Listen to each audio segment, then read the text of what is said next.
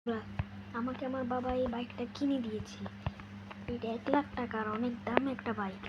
আমাকে বলেছিল যে এখন রাত হয়ে যাচ্ছে, আমাকে এটা চালাতে মানা করেছিল, কিন্তু আমি চালাচ্ছি। এই বাইকের টপ স্পিড কত ওটা দেখিনি। আমাকে নতুন বাইক কিনে দিল, টপ স্পিডটা দেখে নিই। আরে অনেক দ্রুত যাচ্ছ। হ্যাঁ বস, হ্যাঁ বস, আমি বিল্ডিং উপরে উঠে গেছি। এখন আমি আমার স্নাইপার রাইফেল দিয়ে ওই টাকলাটা উড়িয়ে দেব। এই তো আমি স্নাইপার রাইফেলটা দিয়ে ওর জন্য অপেক্ষা করি। আমাদের বসের সাথে চালাকি করবি? বসের সব টাকা নিয়ে নিয়েছিস, তোর বাপের এত বড় সাহস।